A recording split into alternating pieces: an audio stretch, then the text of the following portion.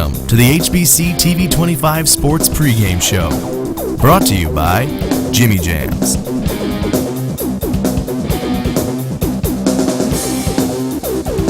Welcome to the Jimmy Jams pregame show for Game 2 of our doubleheader between the Winona State Warriors and StCloudState Huskies. Winona State men's team taking the floor at McCown Gymnasium. They look to make it 2 in a row as they host the Huskies from St.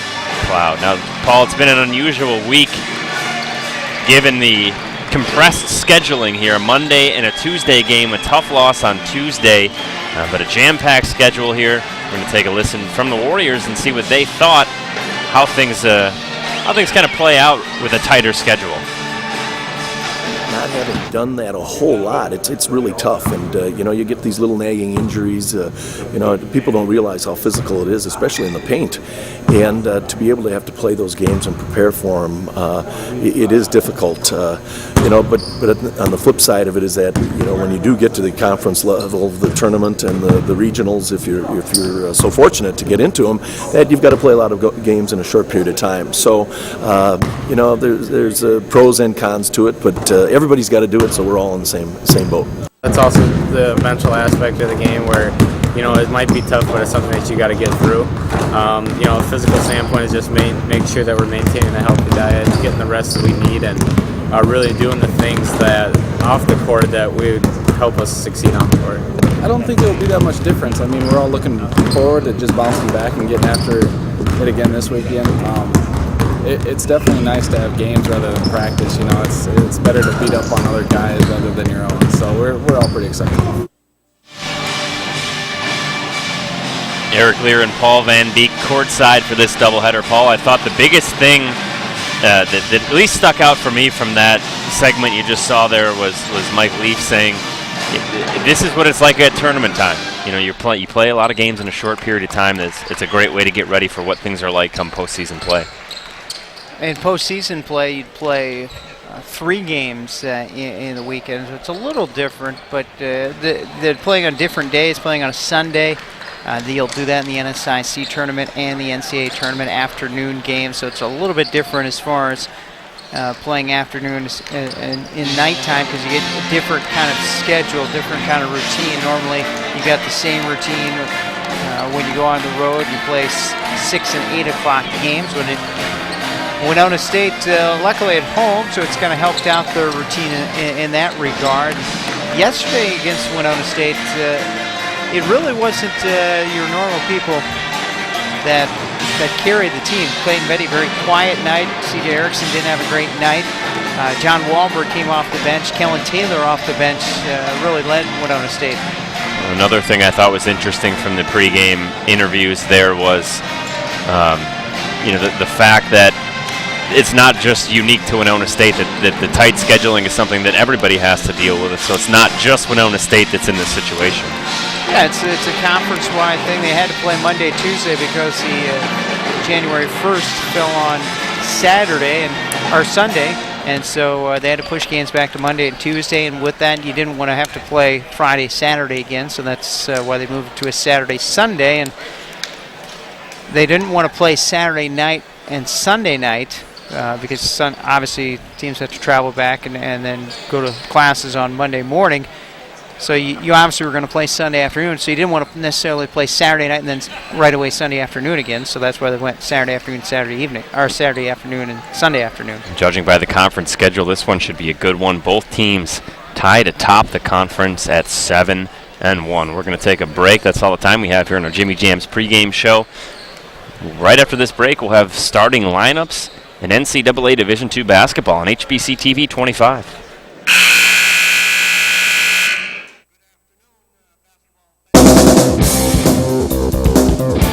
This has been the HBC TV 25 Sports Pregame Show. Brought to you by Jimmy Jams, comics, cards, and gaming. Hi, Jim from Jimmy Jams. The zombie apocalypse is still raging, the aliens are still attacking, and we are still here. Hey, how is Zombie Lance's customer service skills? Not so good. Casey. The expendable store ensign. Go have a talk with him.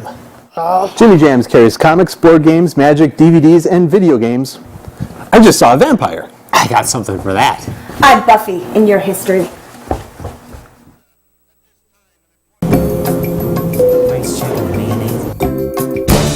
It's crunch time now for Coach Scott Ballard. He's faced with his toughest decision today. Does he go with the regular or does he go with the low fat? Justin, I think you gotta go with the low fat here. When it comes to your health, you just cannot be too cautious. But there's a lot of fiber in those, so you want to be careful. Guys, can you just wait till tip off? I'm here shopping.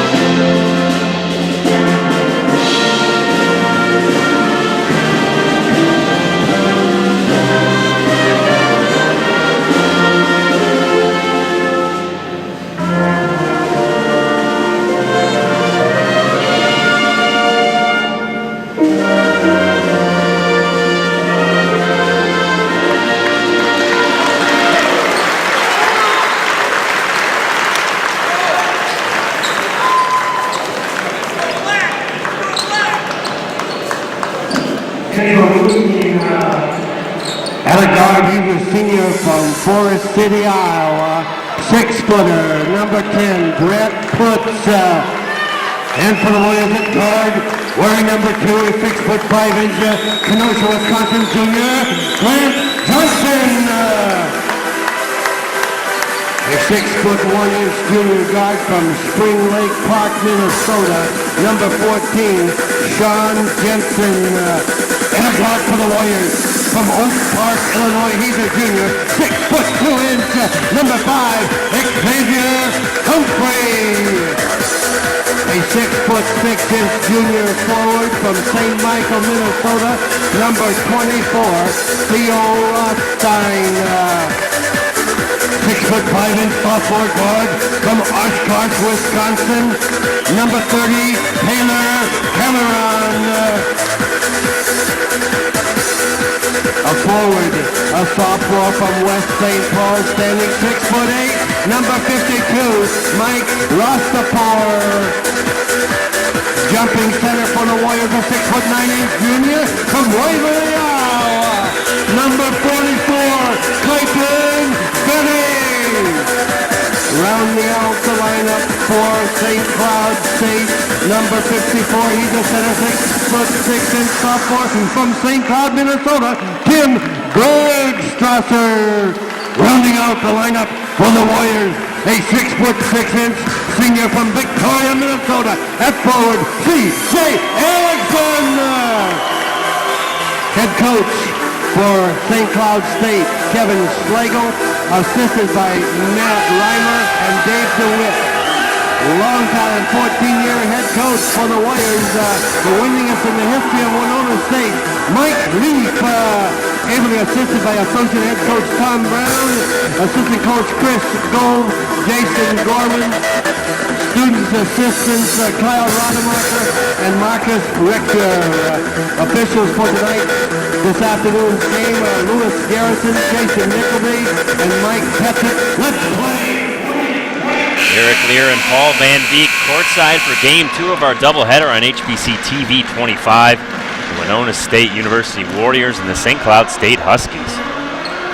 Now you can pretty much just lock it here on Channel 25. Get rid of the remote control, Paul, because this should be a great game. Two of the top teams in the NSIC, although it wasn't necessarily expected from St. Cloud State. Winona State was picked to be one of the top teams in the conference, but St. Cloud State, even their head coach, Kevin Slagle, didn't know what he was going to get from this group. That's because they had all 5 starters graduate, and basically only one player, Brett Putz, was the only player that saw any time on the court, really, for St. Cloud State. So this is a whole new group for the Huskies, but they've come out and played well. Coach Slagle has an excellent program. He always does a great job at St. Cloud State, and he's got another good group to work with. Warriors win the tip. Xavier Humphrey. Grant Johnson had a nice night last night. He has the ball. Drives middle. Thought about the pull-up J. Step through. Can't get the roll to fall. Rebound goes to Tim Bergstrasser. The thing to watch in today's game, in the post, great matchup between Clayton Venny and Mike Bergstrasser, two of the best post players in the conference. Venny, of course, the leading scorer for Winona State, 16.5 points per game, but Bergstrasser also very good. He's averaging 15 points and nearly 8 rebounds. Vetty with the lay-in starts the scoring. Winona State has an early 2-zip lead. Sean Jensen on the perimeter to Theo Rothstein. Now here's Jensen again. Gets a screen. Back inside to Bergstrasser.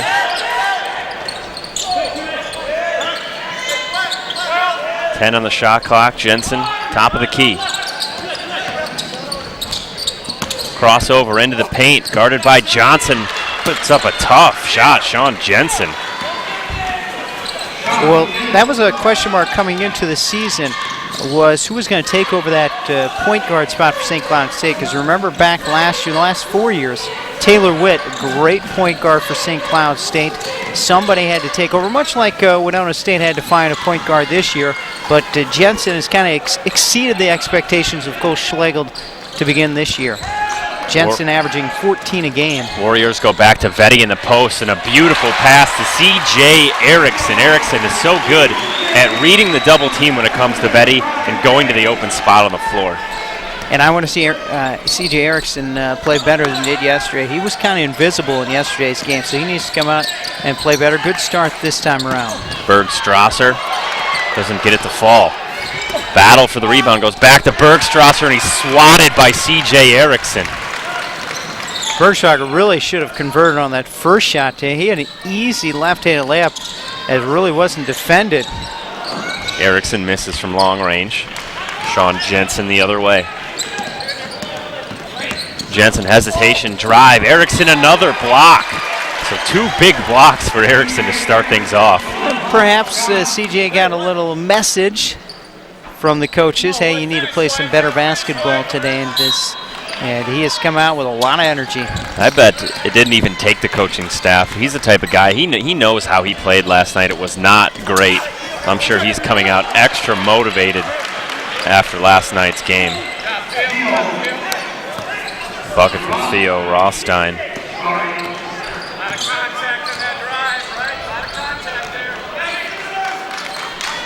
Coach Schlegel telling the officials there's a lot of contact on that drive. There's also a lot of contact on the drive that C.J. Erickson blocked the shot.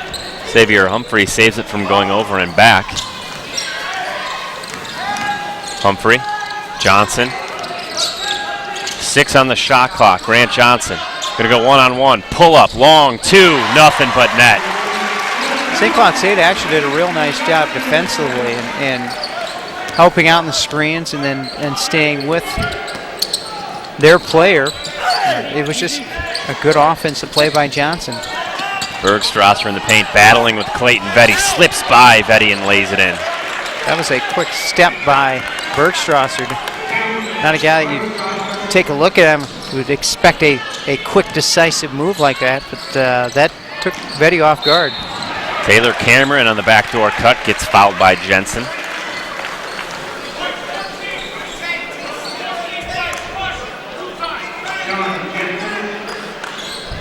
That's the first foul of the basketball game.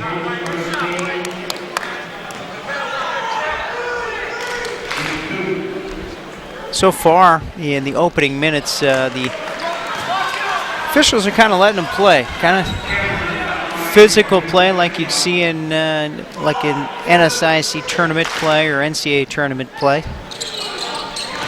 And as a player, you can bet guys on the floor like when they can play a little bit physical. Basketball is a physical game. Sometimes the refs like to call it tight.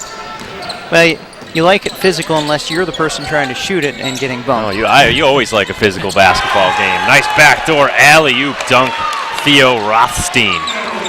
Especially with a post game like this with Clayton Vetty going up against Bergstrasser, you're going to want a physical game. If it's going to be a foul every time down the court otherwise. Grant Johnson. Erickson thought about the drive but pulls it back out. Had the open three if he wanted it initially.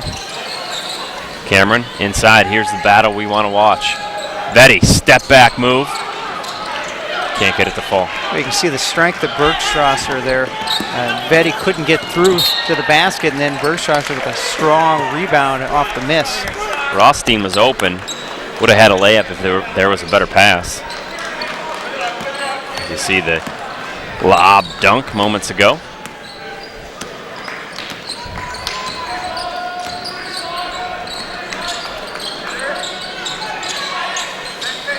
Erickson on the perimeter, guarded by Rostenpour. Now Taylor Cameron.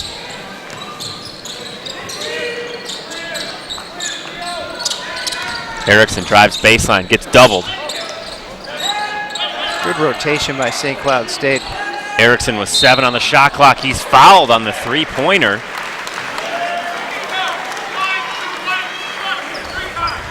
Three free throws coming up for C.J. Erickson. It's got to be one of those things that a coach, that upsets the coach most. You can live with some fouls out there, but that's just not a foul you can live with where you're fouling a guy on a three-point shot. Have to be controlled on a closeout for a three-point shot, or even a two-point shot. Controlled closeouts.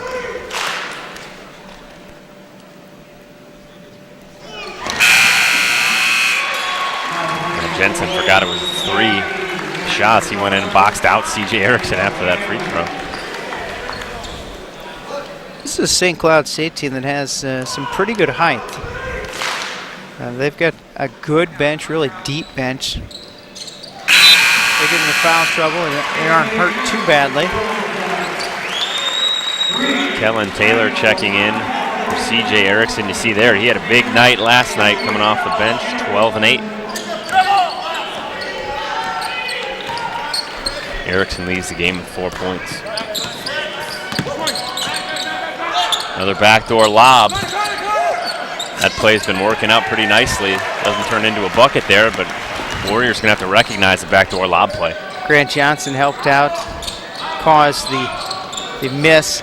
Well, he first caused the player not to be able to go up to attempt the dunk, and then was there to defend it once she came down with the basketball. Grant Johnson could have the best shooting stroke of anybody on the court right now. He knocks down the J. Rothstein tried the answer, couldn't get it to go. Joel Armstrong checking in for Vetty. We saw Armstrong early last night too. There's a nice pull-up jump shot.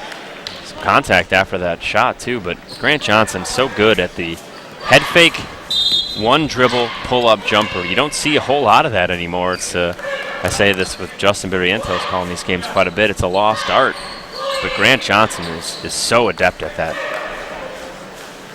And he really can elevate on his jump shot. He's got great leaping ability, and so he can elevate over some players when shooting that little short jump shot.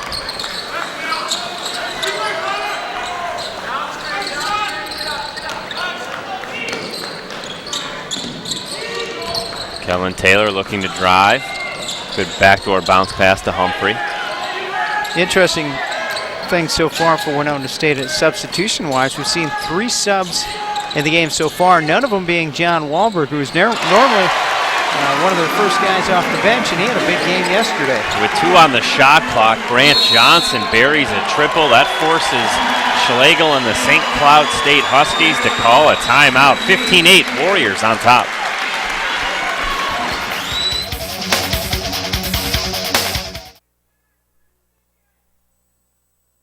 When you're looking for a pharmacy you can trust, who do you turn to? When I need to feel secure about my prescriptions, I choose Goltz. Goltz is your complete pharmacy and has a great selection of home health supplies. And you know, they gave me some wonderful suggestions on how I can help my mom get by better at home. And if you need help with your medication, Goltz offers medication therapy management. Stop in to find out more. Just another reason why people say, I trust Goltz. Goltz Pharmacy, 274 East 3rd in Winona. Nice lead for Winona State. Grant Johnson gets a pretty open look from 3. He's got a nice shooting stroke. We talked about it yesterday. We talked about it already today. He's 3 for 4 from the field with 7 points. He's got, as you said, just a sweet-looking shot. He can do it from the three-point line, but also, as you saw earlier, the great mid-range game. And he's also a very good rebounder because he is a great leaper. A great transfer in for Winona State. And he's a guy that coaches said he's had some doubts about him, and he's just happy to be here at Winona State. And I'm not sure why anybody would have any doubts about his game. Foul away from the basketball. Zander Culver on the hold. Get a look, see him down there holding Brett Putz.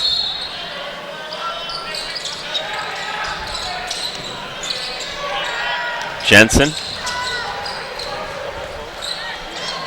Good defense from Kellen Taylor, but perhaps an even better shot over the top by Connor Niehaus. Connor Niehaus was a guy that had a nice game for him yesterday, 12 points. St. Cloud State kind of struggled against Upper Iowa, had to go to overtime to get that win. They shot just 36% in that game. Johnson turns it over. 5-point lead, Warriors.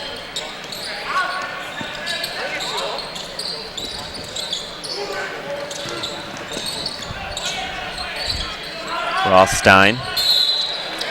Offensive foul. Battling for post position was Niehaus and Kellen Taylor. Niehaus is going to get whistled for a forearm. You see there in the left corner of your screen. Also good acting job by Kellen.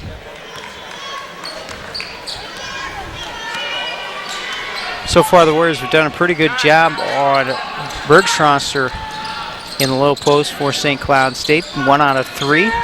Culver, the speedy guard. Wow, is he quick. Able to get to the rim in a hurry and get there before the defenders can. And not a very tall guy, but he is so quick. Joel Armstrong with the block on the other end.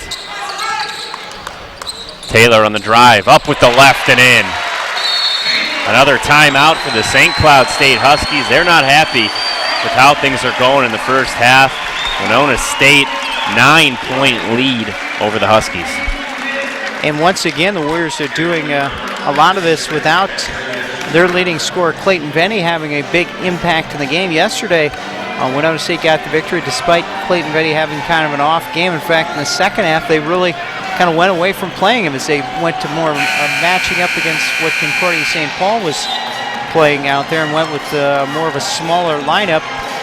This one, when he left, just 2 shot attempts, 1 out of 2, but that hasn't stopped the offense from being strong so far in the first half. You see a nice block on the defensive end there by Joel Armstrong, and here's a beautiful little lefty lay-in from Kellen Taylor on the slash into the paint.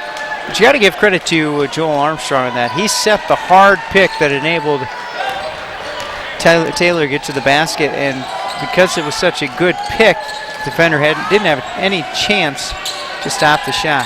Turnaround Jay from Putz, well off the mark. St. Cloud State isn't getting great shots. Winona State playing very good defensively to start this game off. Culver. Grant Johnson gets some separation. Back to Culver. Left him alone. Reverse layup. No. Joel Armstrong is going to get called for a foul. Good hesitation move by Culver, and then the defense left him. Looked like that Zander put just a little bit too much spin on that ball as it was going up there. Looked like it was going to go in, but too much spin spun off.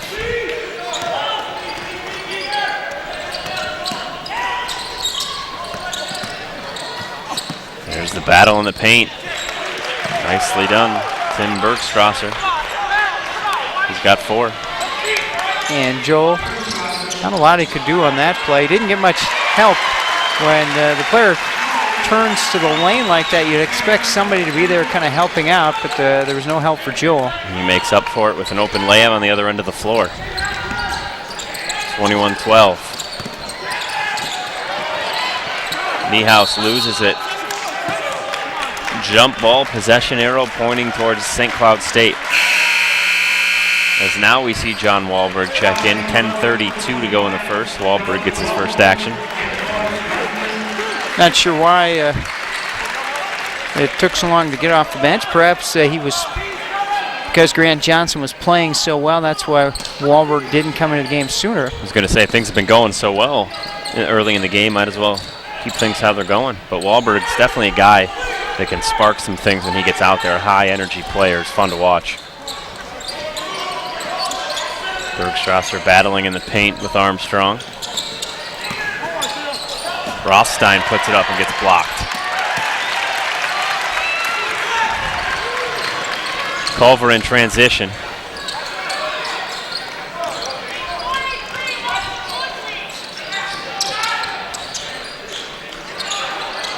Wahlberg, offensive rebound. Fouled on the way back up. Wahlberg got inside position on his defender. He was, I think, the only Winona State player that had a chance to get that rebound. There were 3 St. Cloud State players around him. The ball went straight to him. Wahlberg, an excellent free throw shooter, going to the line. Erickson, Vetty, and Humphrey back in for Winona State. Tony Brooks checking in for St. Cloud State, a 6'1" junior out of Rockford, Illinois. Right now, Wahlberg 80% for the year. That's kind of low for him. He's usually up the upper 80s. He knocks them both down.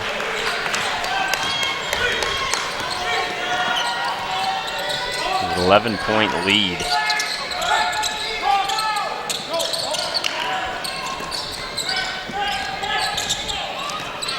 It's a battle for first place because Moorhead last night suffered their first conference loss, and it was a surprising one.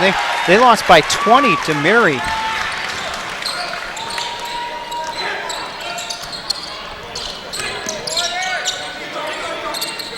John Wahlberg, top of the key.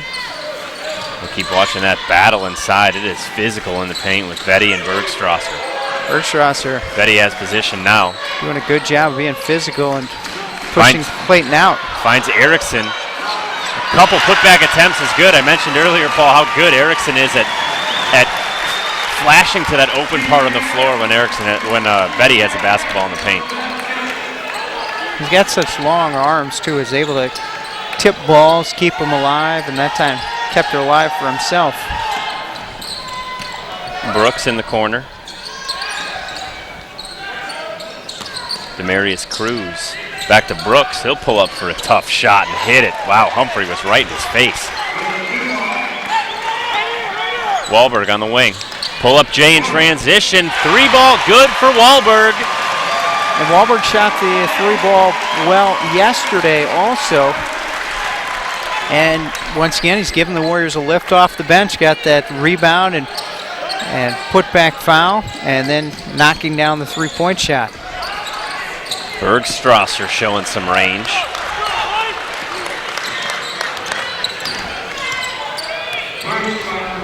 Winona State on fire to start this game off. 10 out of 16 from the floor, including 2 of 4 from the 3-point line. Vetty Spins back. Jumper's no good. That time faded away from Bergstrasser. Brooks with the easy lay-in in transition. Winona State not back defensively on that possession. Vetti was trying to get back, but wasn't quite quick enough to get there.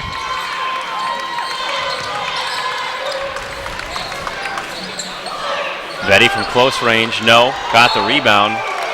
Knocked out of bounds off St. Cloud State. And Vetti maybe a little frustrated. I think he kind of lost control of it as he was going up for it initially with the shot. He did a good job of powering his way in there, though.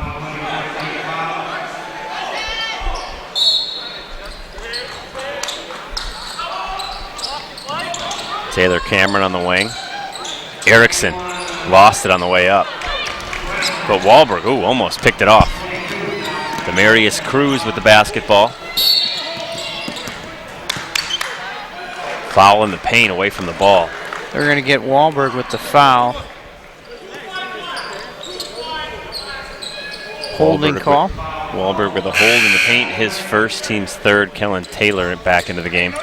Yeah, he held him on a couple of different occasions.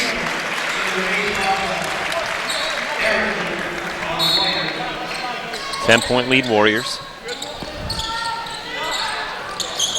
It's pretty effective inbounds play there, Paul. Cruz hits a triple.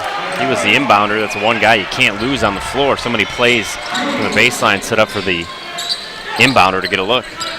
Another reason that Coach Slagle wasn't sure what he was. Well, there's an offensive foul. Kellen Taylor with the charge. One of the other reasons Coach Slagle didn't know what he was going to get out of this year's team was because he had 3 players that sat out last season because of major injuries. Demarius Cruz, who's one of those, and guy that just hit the 3-pointer, he's had a couple of knee surgeries. Theo Rothstein, he had foot surgery that took him all out of last year. Traveling violation. And also, Bergstrasser, the guy that's leading him this year, he was out all last year with a torn ACL. Travel there, shuffle of the feet before the drive.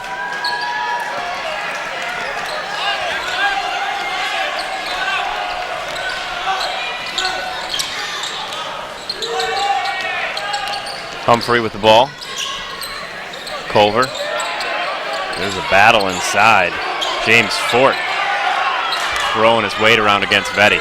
Well, it's more that Vetti's throwing his weight around. He got probably away with a couple of push-offs inside trying to get position. Both of them definitely throwing weight around on that possession. 7-point lead for Winona State. Mike Rostenpour showing he can step back and hit a 3 ball.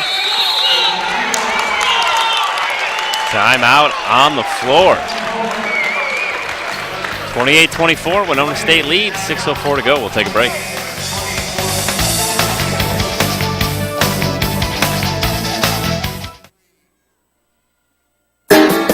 When you need a car and you need credit, come and get it at Cars and Credit. Double your down payment. That's right. Double your down payment. For a limited time, Cars and Credit will match your cash down payment up to $2,000. Cars and Credit will finance, and qualifying is easy. Trade-ins welcome. Double your down payment. For a limited time at Cars and Credit in Rochester, Owatonna, Winona, Albert Lee, and Mankato, or online at carsandcredit.com. Mike Rostenpour, that's his 4th 3-pointer of the season. It's 4 for 9 from beyond the arc this year. Yeah, I don't think Winona State was expecting that out of him to step back and take that 3-pointer. Wahlberg driving middle, throws it away. Kind of got caught up in no man's land, didn't have a shot, and was up in the air and had to try and throw it, but there obviously wasn't anybody open where he passed it. Tony Brooks with a triple. 1-point lead, Winona State.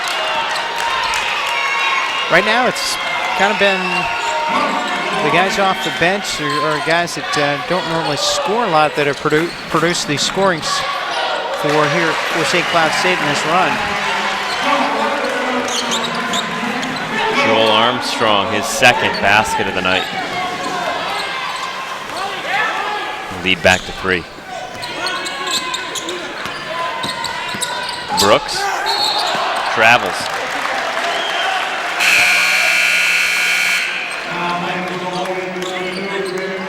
Zander Culver off the screen. Beautiful dish to Armstrong. Fumbles it a bit, but stays with it and lays it in. Armstrong's provided some pretty good minutes in this first half. Blocked a shot, got a couple of buckets inside. Humphrey on the drive, gets it swatted, but I believe we have a foul on the ground. Nope, 2 shots. That foul's on Demarius Cruz, his first, team's 5th. He also took a knee as he went up for the shot.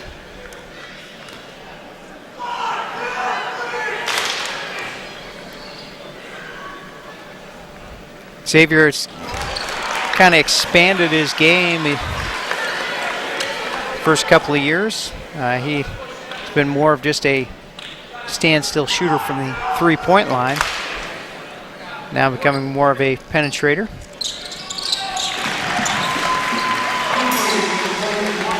But he's always been a great defensive player for Winona State.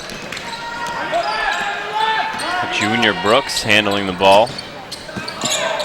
Got caught in the air, but makes a pass to Kenwan Brown. Brown picks up his dribble, finds Rostenpour. Offensive foul, Mike Rostenpour, Winona State ball.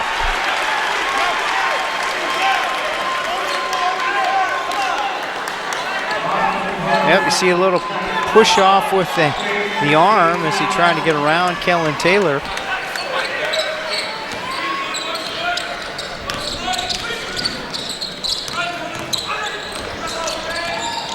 Zander Culver, he's got the speed. What a reverse layup by Grant Johnson. Hey, he took off from one side of the bucket had to stretch extra far to get around to the other end for the reverse layup. Rostenpour, long jumper. He's shooting it well from long range. Definitely see that he's feeling pretty good with his shot right now. As he really wanted to take that shot on the baseline after hitting that 3-pointer. Kellen Taylor tries to sneak it past backwards to Armstrong, but it goes off of a knee and out of bounds. So regain possession of the basketball. Take another look at this Grant Johnson layup, where he takes off from. Yeah. Unbelievable, almost outside of the paint. Finishes with the spin on the other end of the basket. High degree of difficulty, as they say.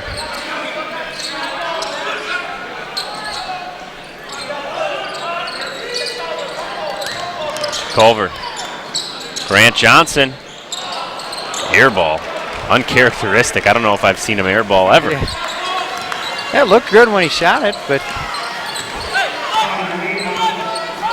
guess there's a first time for everything. Everybody has a bad shot now and then. Things have been going pretty well for him so far tonight. 5 of 7 from the field. He's got a game-high 11 points. So we'll give him one bad shot. We'll let him have it. There's Joel Armstrong again making a play for Winona State.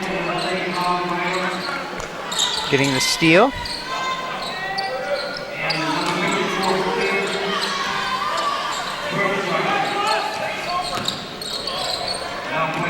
Armstrong, great patience. It looks like Bergstrasser's a little banged up. He's slow to get up. But that's a great move by Armstrong to feel the defense. Watch the patience. Little head fake, gets Bergstrasser caught up in the air. Great job by Joel Armstrong in the paint. Bergstrasser just his first foul. But you gotta like the play of Joel Armstrong off the bench. 2 of 2 from the field. Now he's going to go to the free throw line. He's played some pretty good defense, given some hustle. 17 fouls now on St. Cloud State. It'll be 1 and 1 the rest of the way.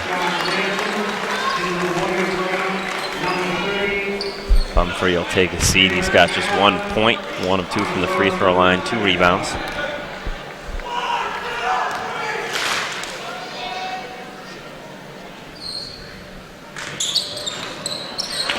Armstrong gets the roll. 34-29 lead, Winona State. The 10th ranked team in the nation, though that'll likely change after the loss Tuesday to Northern State. There's your guy Armstrong, another big steal. Yeah, this is the best I've seen him play for a while. Grant Johnson fouled on the way up. However, if Winona State gets a win today against St. Cloud State, we probably won't see him drop as far in the rankings.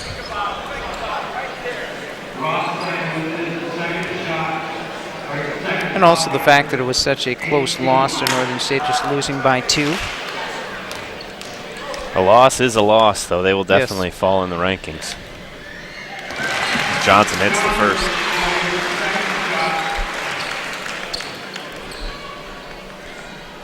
But you can bet that's far from the top of the mind of the Winona State team. They're not worried about rankings. They're worried about getting wins. Johnson's nothing but net on the second. Of course, next weekend, they can win tonight, sets up a big game on next Saturday, perhaps for the conference lead when they travel to Moorhead. Loose ball scooped up by Taylor Cameron. Take it into the paint and kick it out to Culver. Culver tries baseline, nowhere to go. Tries it again. Got some space that time, and he kisses it in. That's a couple of times that Culver's used that crossover dribble to just fly by his defender. Once he sees the post player leave the lane or go to the other side, quick crossover, and he's to the basket. Bergstrasser is battling for position. The pass came from Sean Jensen, but Bergstrasser couldn't reach it. We'll get a great look at the Zander Culver drive and lay-in. He is so quick. Very tough to guard, given his speed.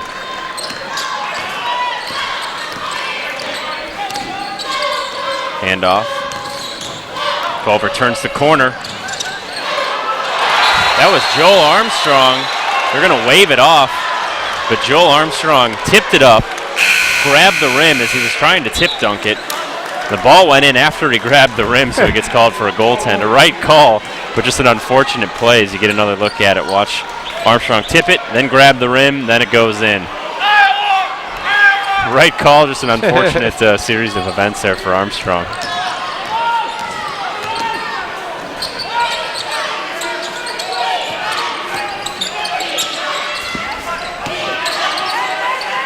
And you see with this play by Armstrong here in the first half that that's allowed Winona State to keep Benny on the bench. They've kept Armstrong in because of his good play. Grant Johnson running the floor. Good crossover. Pulls it back out. Loses it a little bit with under a minute to go on the clock.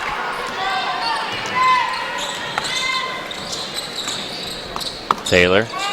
Armstrong. Backdoor lob. Beautifully done. Zander Culver alley-oop to Joel Armstrong. Armstrong has 7. But I think you have to give I think it was Kellen Taylor the big credit. He set the back screen to allow Joe Armstrong to just get completely wide open underneath the basket. And I like that Armstrong caught it, came down with it, and then went back up. A lot of times players get the alley-oop, they want to dunk it. Everybody wants to dunk it, but if you don't have it, come down with it, put it back up, and lay it in. Great job by Armstrong. Good heads-up play. Blocking foul on the Warriors. Taylor Cameron. His first, team's 5th. 2 shots coming up to Theo Rothstein.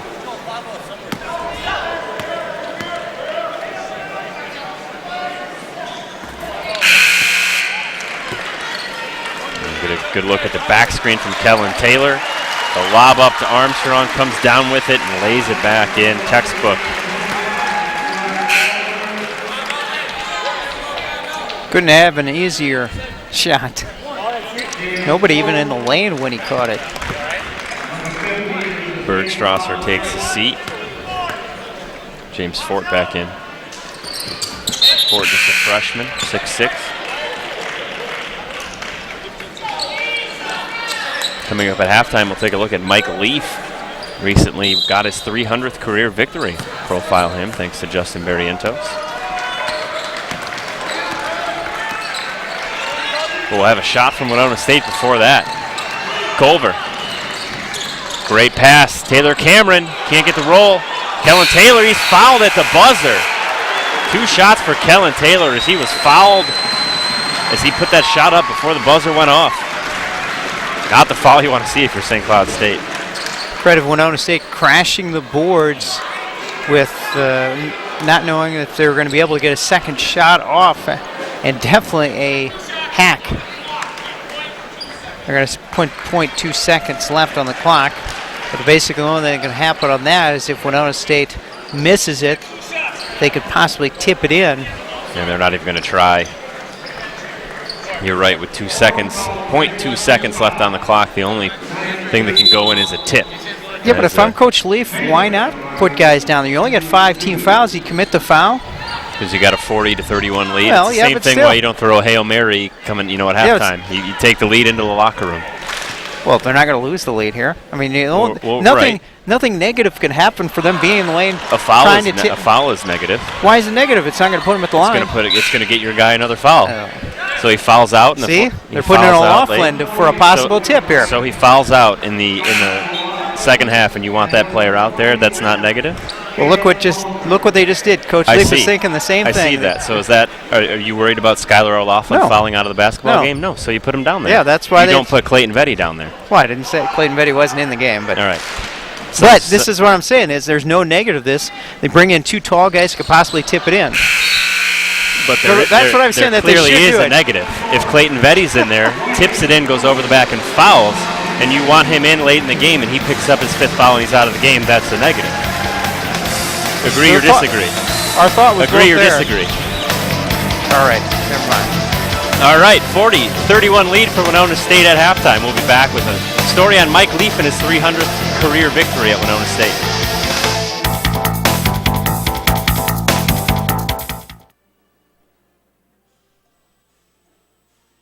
Credit carditis, the fear of high credit card balances and uncontrollable interest rates. Merchants Bank has the cure with 9.99% APR credit cards. See your local Merchants Bank branch today.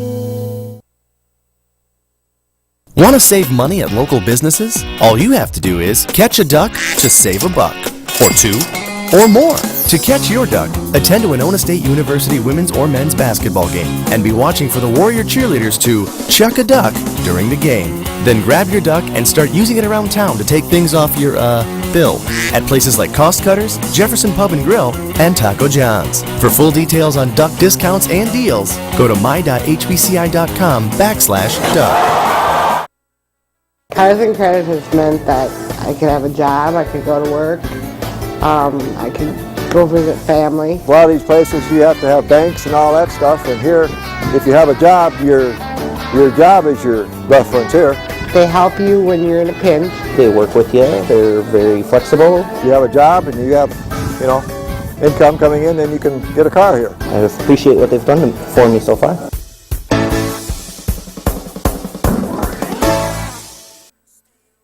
ESPN, the home court of Big Monday. The home court of Super Tuesday. The home court of Wednesday Night Hoops.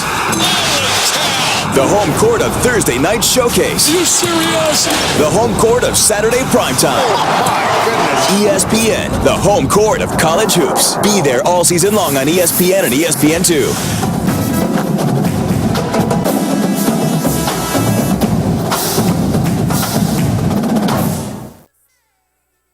Credit carditis. 4 out of 5 doctors say the cure for credit carditis is now more effective at Merchants Bank. Take 9.99 APR rate and mix with 0% interest for your first 6 months. See your local Merchants Bank branch now. Mike Leaf has had plenty of milestones here at Winona State. There's a few big banners up here in the rafters at McCown Gymnasium that would tell you so. The latest milestone he picked up, his 300th career victory. On December 17th, Winona State men's basketball head coach Mike Leaf earned collegiate career victory number 300, all at Winona State. But when you bring up the number, Leaf is quick to include assistant coaches Chris Gove and Tom Brown in on the praise. I'm appreciative of that, and the comments.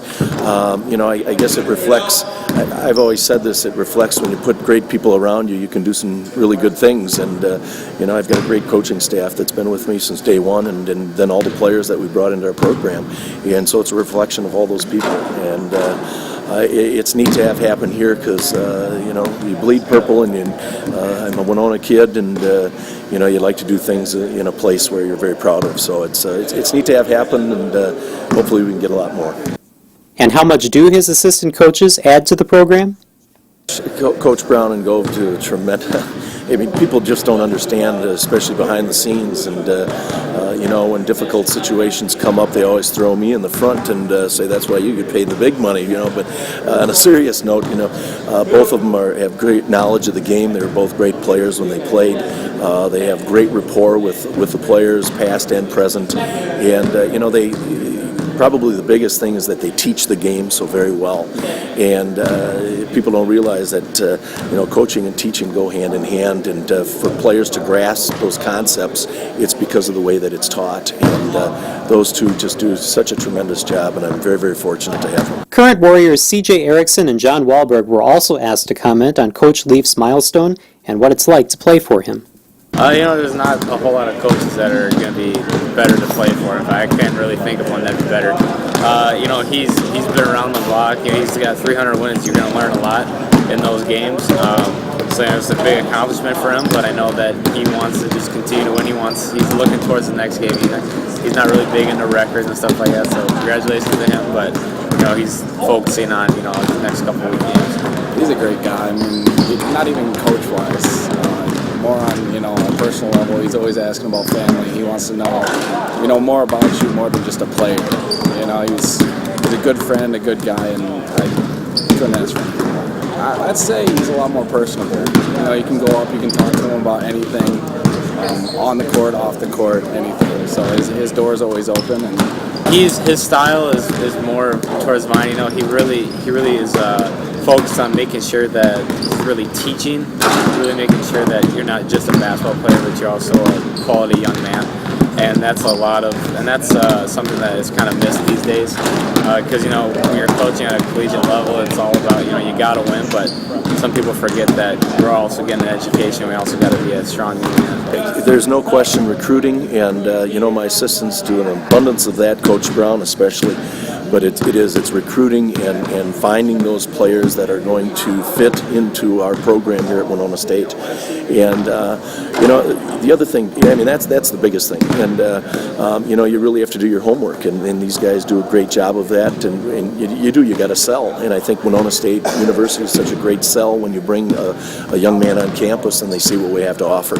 And obviously the successes have been great for us, and all those things. There's a combination of all those things that come into play. But I think that it is. You bring in players and you're trying to develop them to be great citizens and to be great players out there on the floor. And sometimes I think when they take their game from the high school level to the collegiate level, that you're able to do a lot more with them.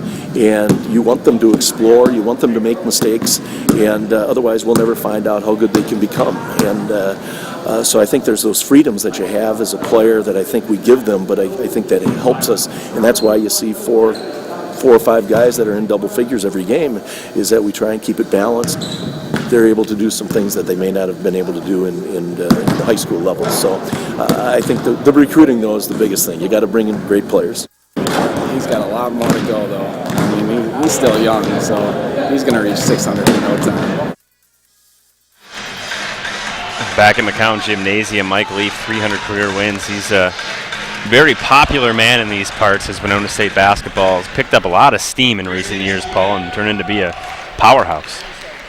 Well, you heard him give credit to his assistant coaches, and you have to really give it up for them. You can almost say that it's their 300 wins, too, because they've been here since day number one, and they really work well together.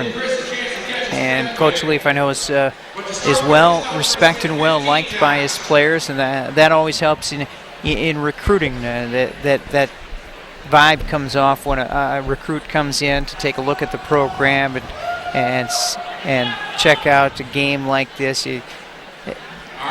he's such a very players coach that kids just like playing for him, and it's helped bring in some great recruits and great transfers because they've heard about what it's like to play with Coach Leaf. I mean, you go back to that national championship team. Kerchell Robinson brought in 2 of his high school teammates because he enjoyed playing for Coach Leaf so well. That helped recruit those guys to come in and really help bring them a national championship. And you do like to see that Mike Leaf has said all the right things, crediting the coaching staff, crediting the players. The same thing when we recently saw Mike Krzyzewski at the Division I level pass Bobby Knight's record for wins. He said all the same things that Mike Leaf just said, assistant coaches, great players, all that sort of thing. So you talk about a lot of times the assistant coaches are going out on the road a lot, and then when they're scouting a game, when you're scouting a game, a lot of times you'll see the assistant coaches doing the scouting and putting on the reports together. Absolutely. We're going to take a break, check out the first half highlights when we come back. Warriors lead 40-31.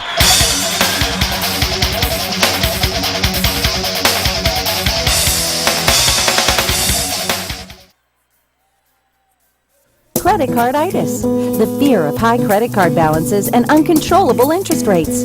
Merchants Bank has the cure with 9.99% APR credit cards. See your local Merchants Bank branch today.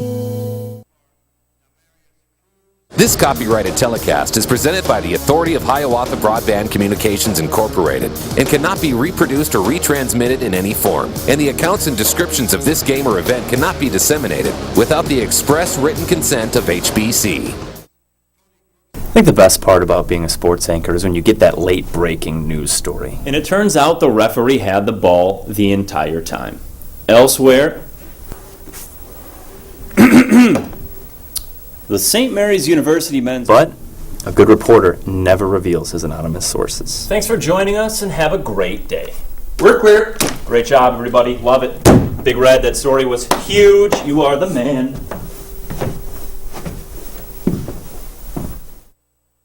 If you're interested in purchasing a DVD copy of this or any other HBC-produced program, contact HBC TV 25 at 507-474-5863. Credit carditis. 4 out of 5 doctors say the cure for credit carditis is now more effective at Merchants Bank. Take 9.99 APR rate and mix with 0% interest for your first 6 months. See your local Merchants Bank branch now. Winona State up 40-31 over the St. Cloud State Huskies. We'll take a look at some first half highlights. Start off with St. Cloud State. Bergstrasser in the paint with a nice spin move ball. You talked about the battle between him and Clayton Vetty in the paint, but Joel Armstrong's taking a lot of that load as well. The matchup really hasn't been very big early on because Clayton Vetty, when he was out there, didn't have a lot going. 1 for 4, so they brought in Joel Armstrong, and Joel played so well they didn't bring Clayton Vetty back into the game. So we'll see if Bergstrasser and Vetty go at it a little bit more in the first half. Warriors did a pretty nice job against Bergstrasser. He had just 6 points in the first half. What I pull from that first half, probably the same thing you do, is how big Armstrong played in the minutes that he saw. That you mentioned he saw a lot more minutes because of how well he played. You think that, wow, Clayton Vetty's the guy that he's in for, a big player on this team, but Armstrong, huge on the rebound. On the rebounding side of things, he picked up some big steals, and offensively, he's taking advantage of getting some points. Well, you mentioned this when you were talking about Grant Johnson earlier, that when a guy's going well and things are going well, why make a substitution? That's why we didn't see John Wahlberg until 10 minutes left in the first half, because Grant Armstrong was playing so well, and when a player is playing well and you're leading the game, it's hard to make a switch. And we're going to take a break. We'll come back and give you all the stats from the first half as Grant Johnson leads the way with 13. We'll get a little more in depth on those stats coming up after this. Credit carditis, the fear of high credit card balances and uncontrollable interest rates. Merchants Bank has the cure with 9.99% APR credit cards. See your local Merchants Bank branch today. Eric. Good morning, John. Good morning. Gretchen, great to see you. Duke. Hey, Chad, you lose weight? Nope. Big Red. Man, I love that bird.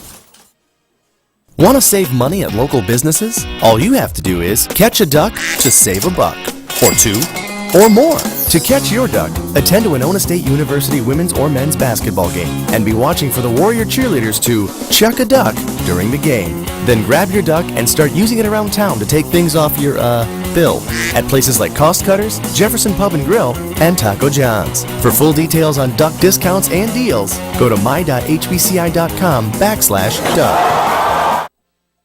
We initially came to Cars and Credit because it was the only place in town that would help out people that have had problems with their credit. Cars and Credit has meant to me lower monthly payments. It's very convenient. People are great. I would definitely recommend Cars and Credit. If you ever have any issues making your payment, they're willing to work with you on that.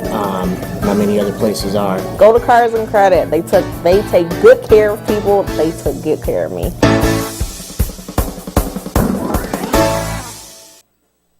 If you're interested in purchasing a DVD copy of this or any other HBC-produced program, contact HBC TV 25 at 507-474-5863.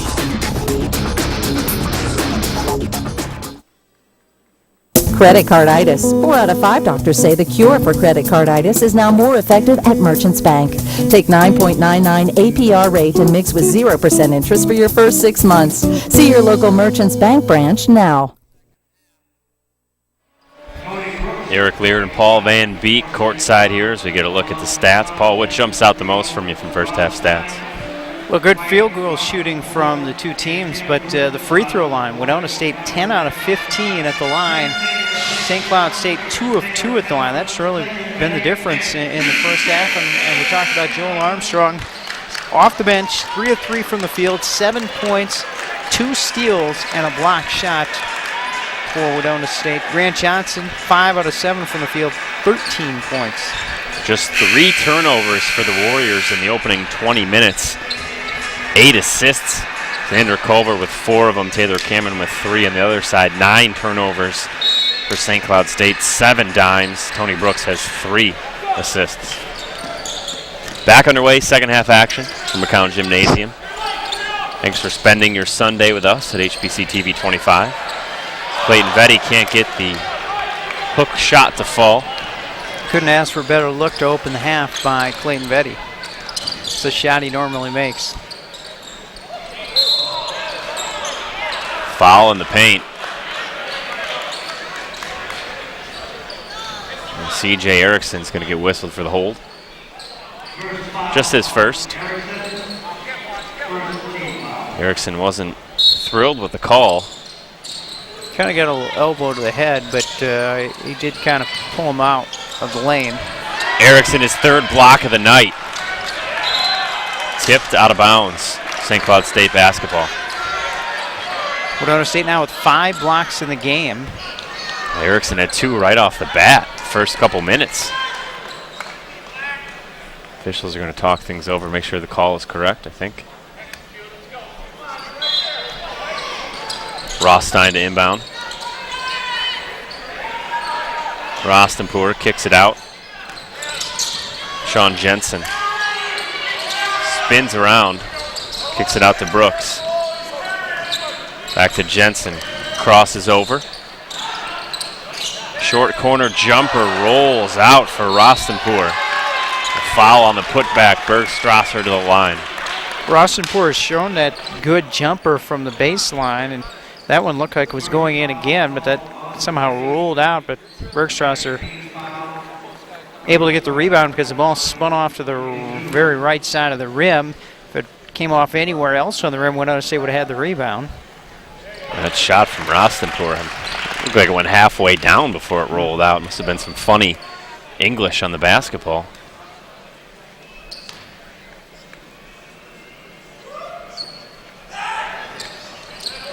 Second shot is good.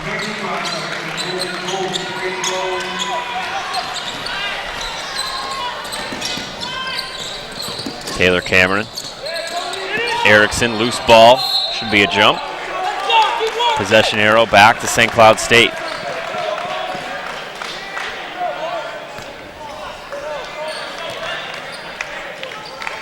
And the difference in college to professional, a jump ball is an actual jump ball in professional ranks. In college, you go with the alternating possession arrow. I'd like to see it go how it is in the NBA. Go to a jump ball.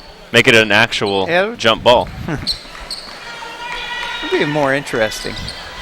You know, so many times you see a great play from the defense and they get in, they tie it up, but they don't get rewarded for that.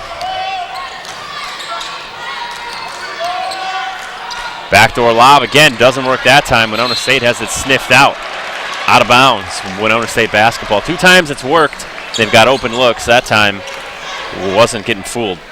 Or if it's a jump ball, give it to the defense every time. Or reward the defense for getting the jump ball.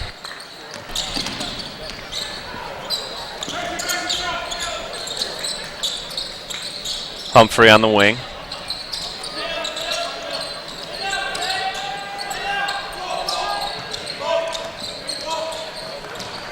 Grant Johnson gets behind the defense.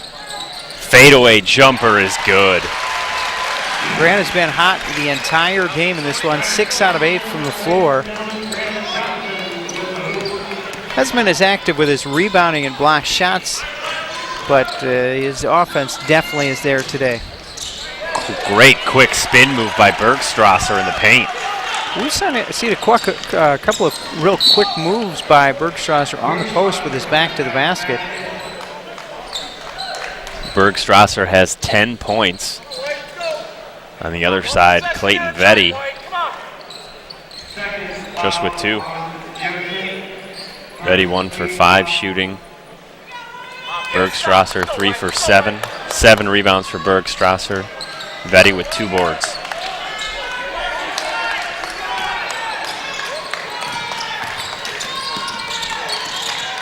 Erickson spins, head fakes, throws it off the backboard. Probably not a great shot by Erickson. He was trying to get a foul call on there as he threw that shot up. Really tough shot for Brooks there, Paul, to get that high off the glass. Erickson should have just passed it back out, set things up, instead of trying to draw the contact as far away that he was from the basket. Here's Vetty looking to get going. Spins, too soft off the glass, gets a rebound back. He's going to go back up with it. Blocking foul. Give credit to Grant Johnson, though. He kept the ball alive by tipping it to Vetty on the rebound. There's the first shot. You're right, Grant Johnson did get a piece of that. Vetty gets stripped on the way up by Mike Rostenpour. It's been a tough weekend for Clayton. After a hot start to the season, the last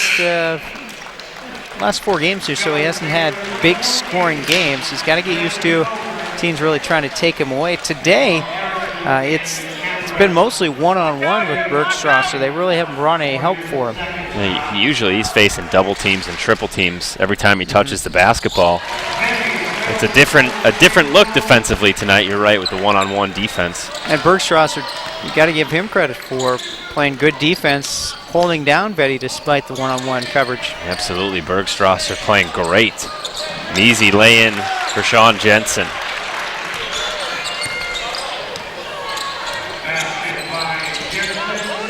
Humphrey kicks it out to Taylor. Taylor on the drive, a great dish, and a foul. As Vetty went up for the lay-in. Fouls on Rothstein. This is a great pass. Bergstrasser had to come over to help off of Vetty to stop the drive, and Taylor recognized it, saw Vetty to his left. Rostenpour will come out. Connor Niehaus back in. Also back in Kenwan Brown. Rothstein will sit. He's got 3 fouls. Winona State didn't shoot the free throws that well yesterday. A little bit better today. 13 out of 18 now.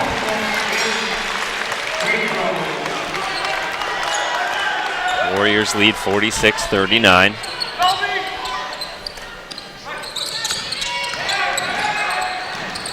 Grant Johnson with a block. Niehaus nails a 3. St. Cloud State staying close. They just haven't gotten the defensive stops on Winona State to really get over the top in this game. They're scoring with Winona State now. They've just got to get some defensive stops. Humphrey throws it up off the glass, hits the rim, and bounces out. Jensen, numbers for St. Cloud. A great pass and a great finish. Tony Brooks. It's good transition basketball by the Huskies. Yeah, and you're amazing that Jensen knew where the guy was coming from because he had his back turned as he spun and somehow knew the player was coming from behind him to dish it off. Joel Armstrong back in for Vetti. Wahlberg will check in as well. Grant Johnson will take a seat. Johnson 13 points as he heads to the bench.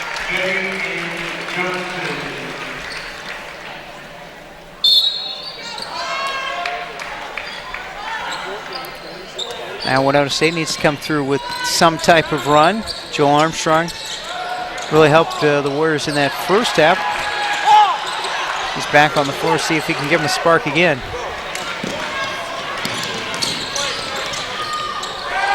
Jensen, a fancy pass fake that lays it in.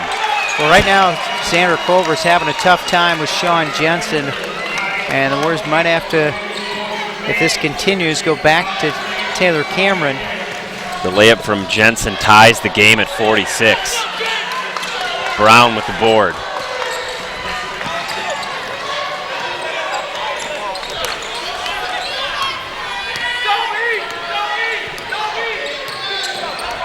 Winona State has cooled down offensively. At the half, they were shooting 52%, but right now they're down to 45%. Brown throws up a brick. Culver slows it down. Should be a foul from Brown. Officials are going to talk it over. It looked like Brown was holding Wahlberg because he was trying to cut. That's the foul they do get. You can get a look here. Watch top of your screen as a hold on Wahlberg. I don't know what Brown was upset about. It's clearly a foul. Unless he thought it was a moving screen, but it wasn't a moving screen. Armstrong kicks it out. Looks like St. Cloud's gone to a 2-3 zone. See if Winona State can get some good outside looks or a John Wahlberg drive. That's good adjustment in the air by Wahlberg. His 7th points of the night. Jensen kicks it out. Niehaus another 3. 1 point lead for the Huskies. St. Cloud 35% from beyond the arc this season, but Duice is a guy that could come into the game, not shooting great, but he did have 10 threes. Kellen Taylor, a pull-up J. Nothing but net for Kellen Taylor. Well, that wasn't an easy shot as Bergstrasser was right in his face as he took that shot.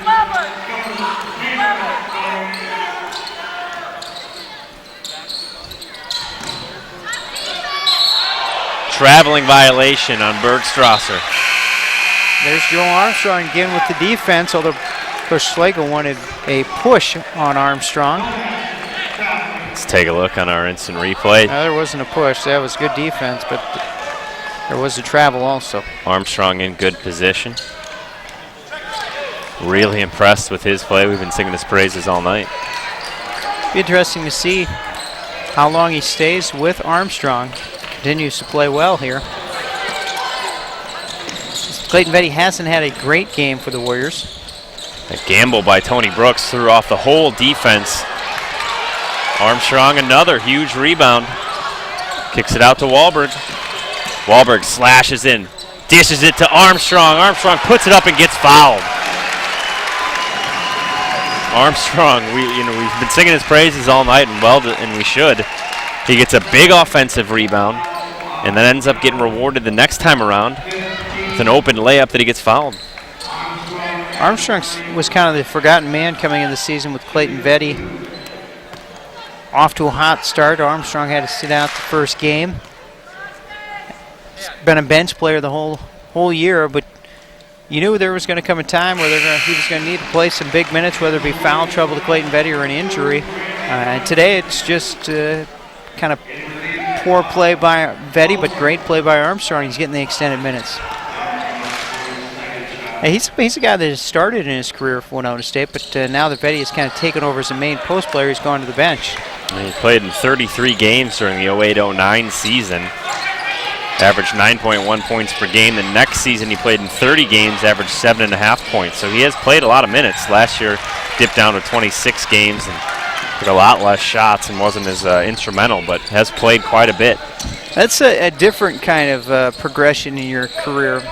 It wasn't progression, I guess, but it's interesting. You see guys, their scoring averages increase every year. His scoring averages actually decreased every year from his freshman year.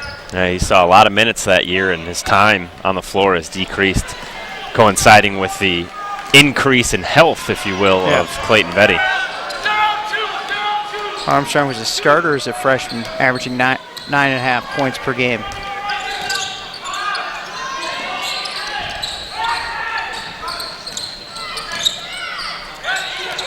Tony Brooks driving, throws it up off the glass, offensive foul. And Armstrong in there to take the charge. Although I thought at first maybe they'd call a blocking call. Outside of the circle, feet look to be planted. Yep.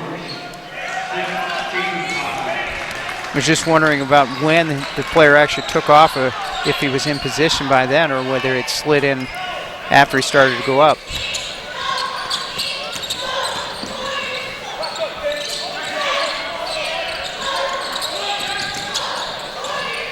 Grant Johnson on the top of the key, dribble handoff to Taylor Cameron. Cameron, good crossover, got separation, lays it in with the left hand. One quick move, got to the basket. I really like the team they've got on the floor right now for Winona State. You've got a couple of guys out there that can really give you a spark offensively with Wahlberg and Grant Johnson, and then you've got the big guy Joel Armstrong, who's playing very well.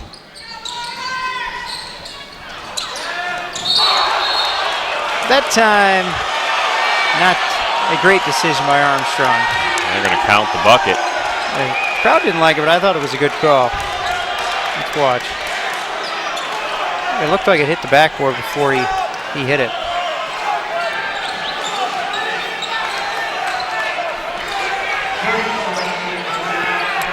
Mike Leaf not happy with that call.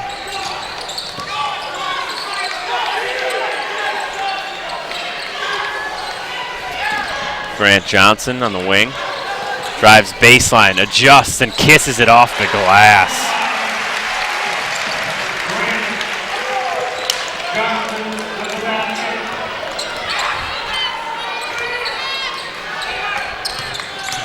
Brooks.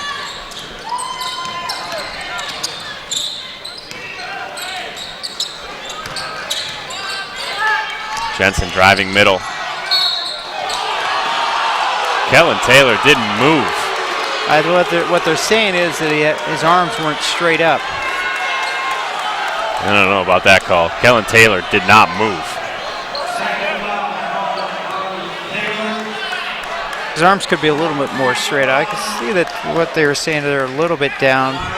That's it. I mean, if he didn't swat down. No. His arms are on the angle out. If he swats down, I think it should be a foul. But if he doesn't move and the offensive player runs right into a stagnant defender, it should not be a foul on the defense. Watch, he goes Statue of Liberty. Well, some officials will call it, though, if you don't have your arms straight up. If you got them down at an angle a little bit. No, I've never seen that before. Because when you saw the official, that's what he did. He made the motion of his. But it's not a foul to have your arms out on an angle.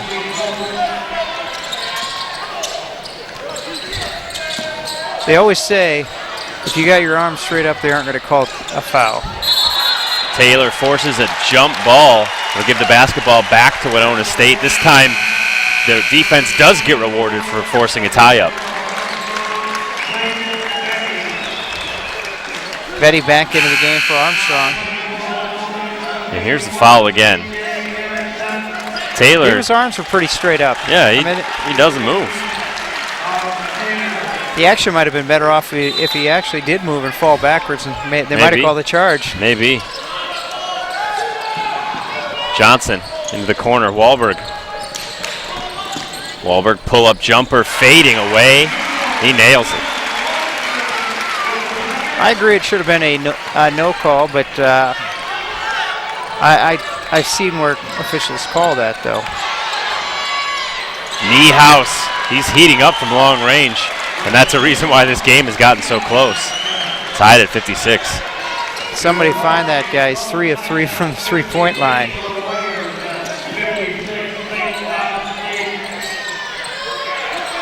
Betty off the mark with the turnaround jump hook. A jump hook just has not been accurate this weekend. Betty gets whistled for the foul as Kenwan Brown went up strong. Winona State didn't get back in transition defense. Betty coming in, fouling Brown. Tied at 56 here at McCown Gymnasium, under 10 to go in what's been a very tightly contested basketball game on HBC TV 25.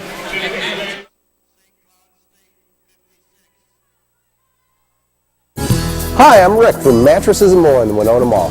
The only way to save money on your Tempur-Pedic purchase is to get in during these last few days of the Bundle Up and Save event. Right now is your time to save on the most highly recommended bed in America. Tempur-Pedic is rated #1 in comfort, sleep satisfaction, and back support. Mattresses and More is the only store in the area that has the complete Tempur-Pedic collection to fit every body type. Nobody sells Tempur-Pedic for less than Mattresses and More in the Winona Mall. Just moments ago, or a little while ago now, actually, Joel Armstrong gets called for a goaltend here. It's tough to tell whether or not the ball was going to get above the rim. I think that's what the Winona State coaches were upset about, because it looked like it was at rim level when he gets a piece of it. But the ball is on the way down. Yeah, that's why I think the officials made the call. I don't think it would have went in. That's the thing. Right. It probably wouldn't have went in, but it was going down when he hit it. Yep. And that's the right call. If the ball's on its way down, it should be called a foul, but tough from that angle to see if it was above the cylinder. If it's below the cylinder, it doesn't matter if it's going up, down, left, right, backwards, forwards. You can grab it whenever you want, but if it's above, then if it's on the way down, it should be a goaltend. That's unfortunate that it happened, because I don't think it would have ended up going in by the angle that it was coming down at. Mike Leaf was livid with that call. I think if he watches the film, he might agree with it a little more. Or at least see where they were coming from. First shot from Brown hits the front of the rim and bounces out.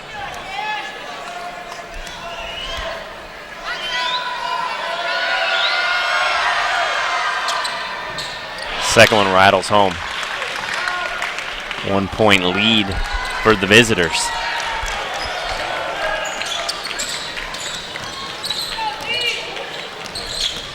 Wahlberg pull-up jumper from 15 feet off the mark. Fresh 35.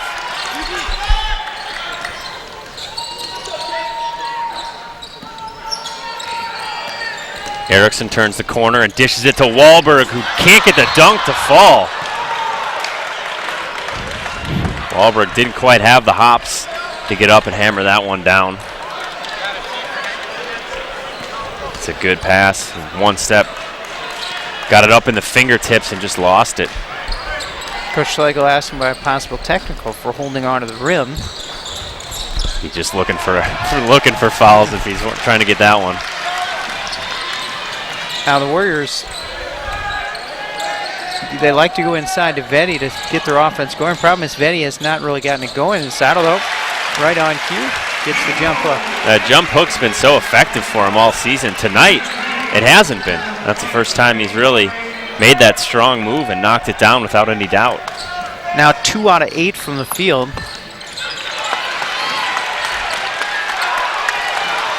C.J. Erickson once again, defense coming through. Taylor Cameron gets swatted by Jensen. Jensen the other way. He's going to try and take it down. Gets it to Brown. Offensive foul. Clayton Vetty takes the charge. Vetty outside the circle, feet planted. Just outside the circle. First year that's been instituted at the college level.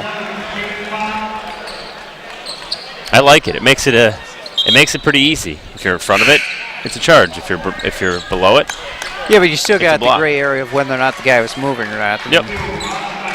That's one of the toughest calls to make in basketball, a charge or a block. But that just gives you one certainty in it. Yeah. You've got it. If his foot's on the line, block every time. Of course, the officials don't have the nice replay we do to see whether or not the guy actually slid in there or not. And the only way I can make calls on a charge or a block is to watch it on the replay. Sometimes I still don't even know. I could never be a referee. These guys have a very difficult job. Not to mention a building of hundreds or thousands or tens of thousands of people screaming at them.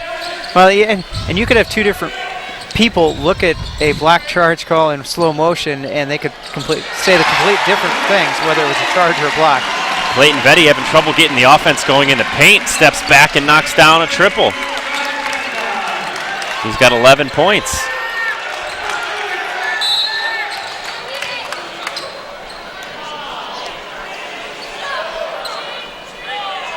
Grab of the jersey by Erickson is the call. His second, team's sixth foul.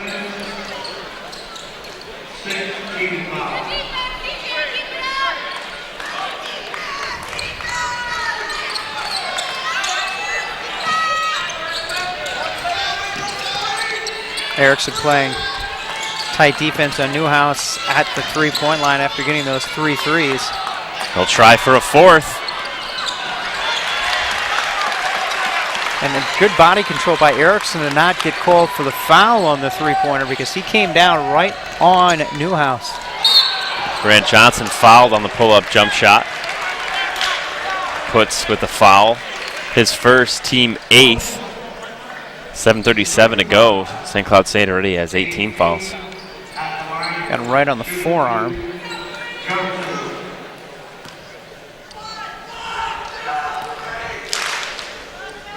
Grant, 81% shooter at the line. He's really carried this team offensively tonight.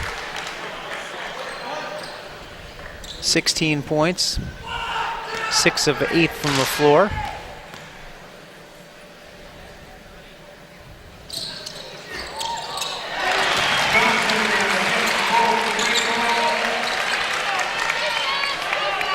And he's really a guy that gets his points, but when I would say it really doesn't run things for him to get his points. He just gets his points. There's puts from the left elbow. Erickson skies and pulls it down. Culver's going to hurry it up. Takes it all the way to the rim and gets fouled. He is so quick, coast to coast. What he did there was saw that St. Cloud State hadn't completely gotten back in their transition defense, so just kept on going.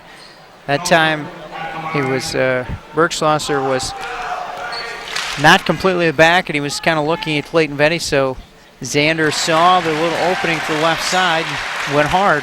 Bergschlosser got that foul because he didn't hustle all the way back. If he sprints all the way back to the paint and turns around, he's in position. Culver probably doesn't shoot it. But since he had his back turned and had to spin around and reach, he gets hung out to dry and fouls. Luckily for him, it's just his second. Untitled State has opened the lead back up to 8.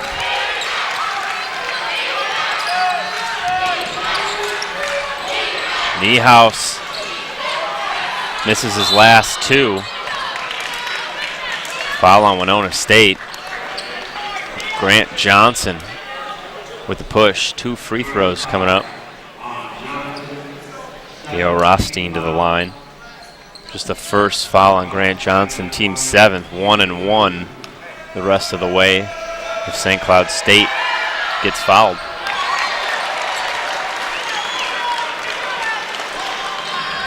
St. Cloud State, good free throw shooting team. Nearly 78% as a team. Rothstein, though, 73% shooter and misses both of them. Grant Johnson pulls that ball down and keeps it alive for Winona State. If Winona State scores, look for Coach Schlegel to take a timeout on the next possession. Humphrey threw that one to Culver, who wasn't quite ready for it, but luckily it bounces off Culver's hand/face right to Grant Johnson. Little zone by St. Cloud. We saw Erickson creeping in back door. They've been open for a nice lay-in. Humphrey gets fouled. It's a blocking foul on Bergstrasser, his third. Not the guy you want to send to the line if you're St. Cloud. Xavier's only missed one free throw all year. 23 of 24, 95.8% at the line. Another good reason. Another good thing for Winona State on that is that Bergstrasser picks up his third. If he can get in foul trouble, getting him off the floor would not be a bad thing for Winona State.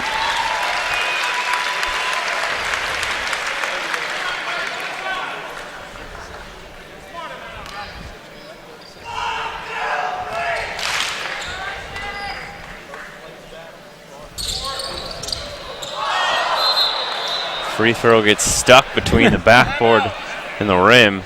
St. Cloud State is going to take a timeout. They're down 66-57 with 6:30 to go in the second.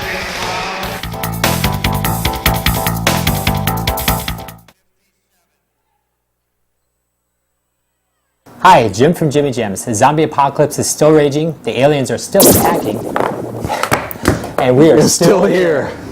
Hey, how is Zombie Lance's customer service skills? Not so good.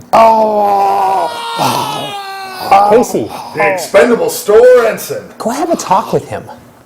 Jimmy Jams carries comics, board games, magic, DVDs, and video games. I just saw a vampire. I got something for that. I'm Buffy in your history.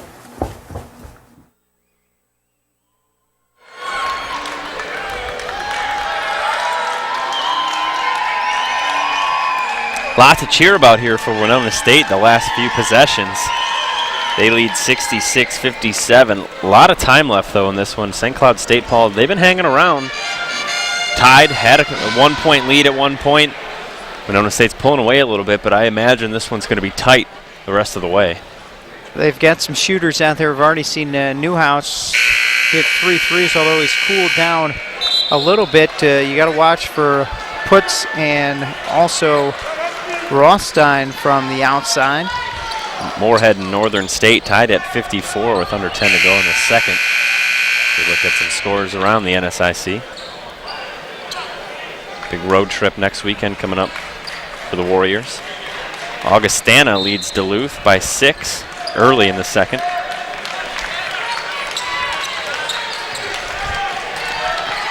Jensen brings the ball up the floor for the Huskies. Rostenpour throws it away. The speedy Zander Culver gets fouled. That's definitely not the way to come back out of a timeout, turning the basketball over.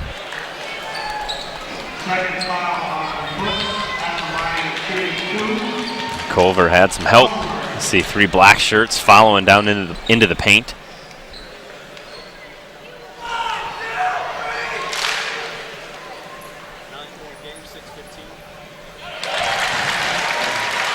Culver knocks it down.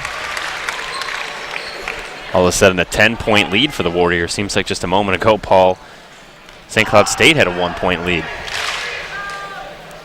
So quickly the Winona State team can turn things around. But we are far from over here at McCown Gym. Well, Winona State has done a good job defensively since that 1-point lead by the Huskies. Bergstrasser has kind of been invincible in this run by Winona State. Actually, they kind of went away from him. Yes, they really looked down in the post for Bergstrasser. Grant Johnson will come off after a big block.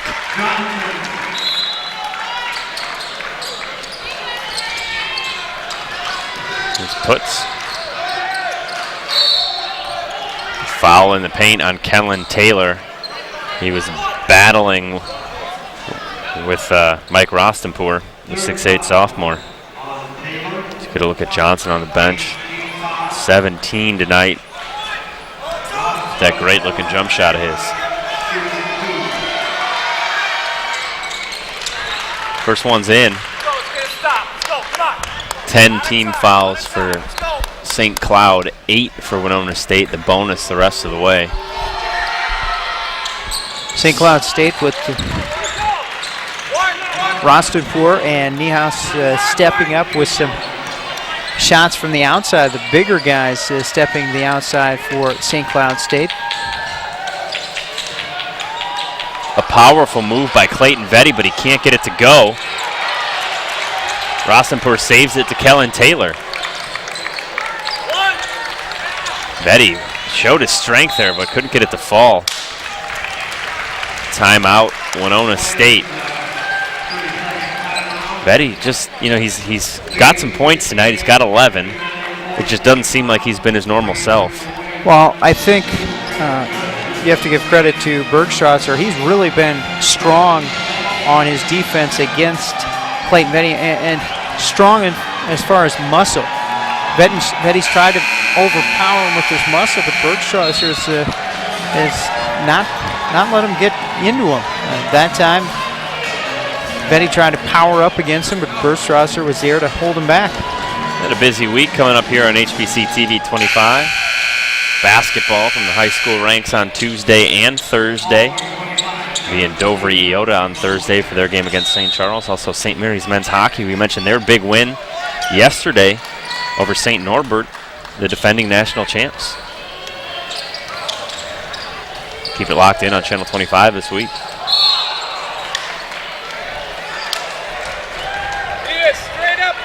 Foul on Rostenpour. Take a look on the replay.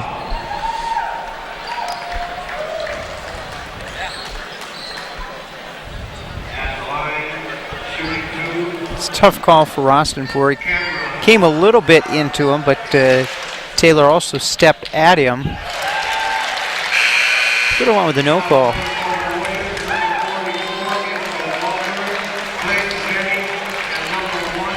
Vetty back on the floor. Taylor will come in for Cameron if he makes this. Rostenpour takes a seat with 4 fouls. Checking in Scott Hawkins, junior from New Ulm, Minnesota, 6'6". I don't think we've seen him yet today. This is his first appearance. Cameron hits it. So Kellen Taylor will check back in. 70-59, Winona State.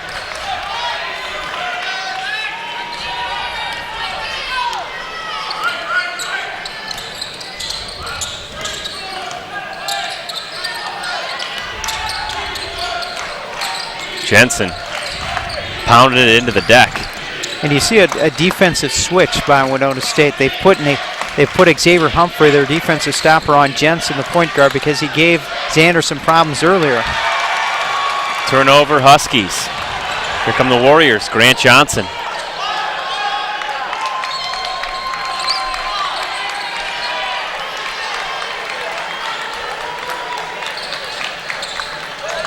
Culver, pretty patient, waiting to set things up. Hawkins guarding him. Zander should be able to go right around him. And he does, right on cue, Paul. Oh, and he can't get it to fall. He called that one. Yeah, it was a definite mismatch. Guy just came off the bench, 6'6", trying to guard Zander Culver. And that hung up on the rim for a second. Thought it was going to fall, but it bounces the other way. My question is, where was the defense? He drove all the way from half court. Nobody steps in there to take the charge or to stop the ball. Yeah, you saw the white jerseys on the instant replay, just standing and watching. See, we've got a game here between Augustana and Duluth. Thought it was going to be a tight game here, even just minutes ago. The Warriors pulling away. I think Augustana has to be a little bit of a disappointment so far this year. That they were on top of the conference, but lately they've kind of struggled. Lost to St. Cloud, Concordia, now in a tussle with Minnesota Duluth. They were picked to win the conference coming into the year.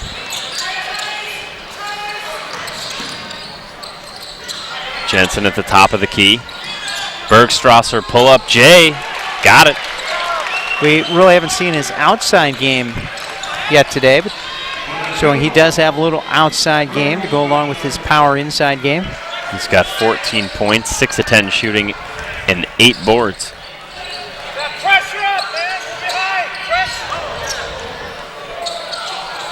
Grant Johnson misses. Right now, Scott Hawkins having trouble guarding people out there since coming off the bench for St. Cloud.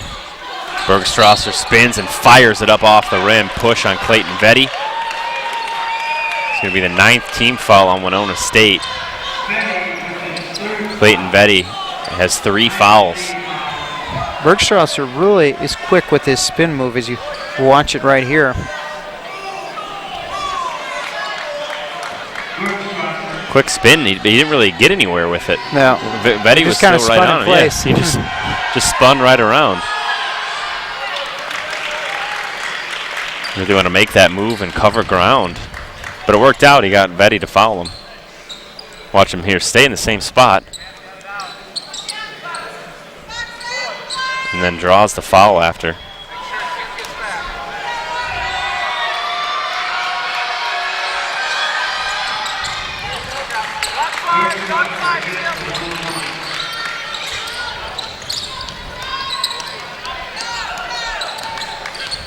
.325 to go. Warriors on top, 72-63. Both teams will be in the double bonus the rest of the way. Any foul, most any foul will result in 2 free throws. Good move by Xavier Humphrey to get to the rim. Timeout, Winona State. We're going to take a timeout as well with 3:05 to go. Come on back for the finish.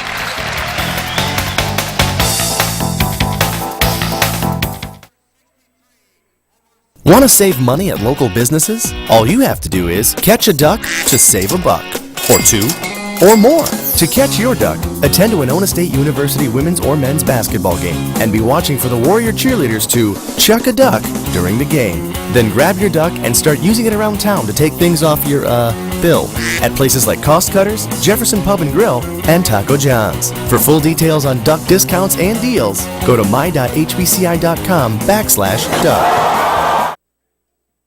You'll see here why Clayton Vetty demands so much attention. The help side defense, or the on-ball defense, was very worried about the screen there from Clayton Vetty that he forgot about the guy he's guarding carrying the basketball, and Grant Johnson gets an open look. Well, I thought the pick was coming to his left because I'm sure the player called out, pick to your right. And so then he's getting set to get picked, and Johnson, great job using just going the other way, not using it. Sometimes that works out to not use the pick at all instead of using a pick. Yeah, you can read the defender when you have the basketball, exactly what Grant Johnson did. He read the defense, was leaking back towards the screen. All you got to really do at that point is one little move to the left into the screen and go right, just like Johnson did, and get an open look. Johnson's got that eye to score. Jensen gets fouled.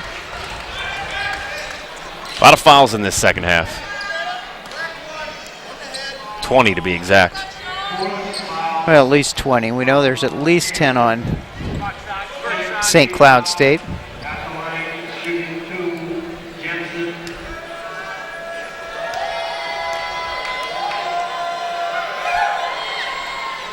Vetty went out for just a minute, and he's going to come right back in for Armstrong.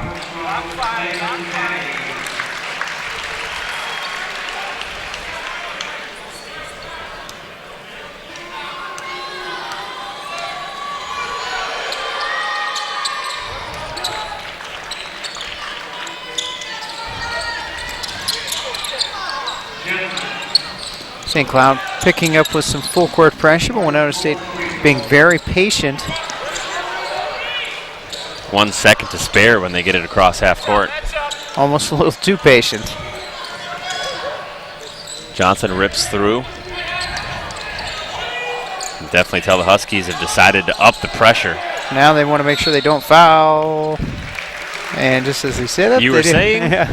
10 seconds left on the shot clock, and you commit the foul. And all the way out at half court. Yeah. Trying to be aggressive against steals, but then you also don't want to commit a foul. And it was just a silly foul there by Brooks, reaching down as a player was going by him. Johnson hits the first. Culver will take a seat. Cameron and Erickson back in. 10-point lead for the Warriors with 2:33 on the clock.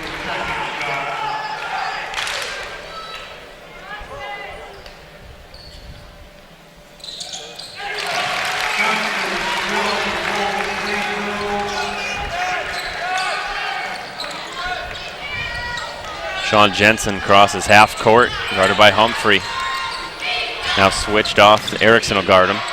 And he'll block it, but he'll foul him as well. We're starting to see Jensen try and take over this game for St. Cloud State off the dribble. That's the second straight time down the court that he's broken down the Warriors at the top of the key. Erickson's had a handful of blocks tonight. I think they got him with a body on that one.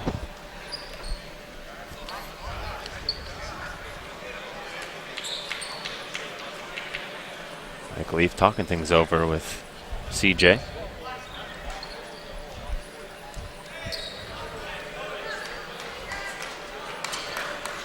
I think one thing about Jensen is you can really play back on him because he is not a great three-point shooter. Just 2 of 14 from the three-point line this season, so you obviously know he's going to try and drive. Don't get caught up in taking away that three-point line.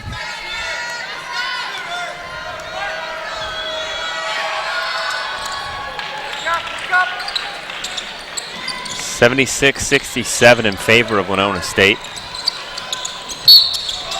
Reach and foul on Sean Jensen. Grant Johnson back to the free throw line.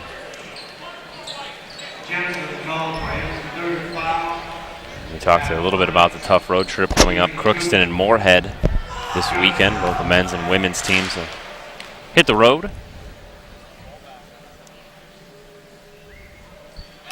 I've been on that trip up to Crookston a few times. It's not the most exciting trip in the world. I could imagine that. Crookston, not the most exciting town.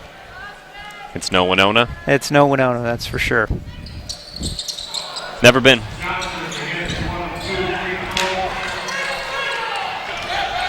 Well, you aren't missing too much.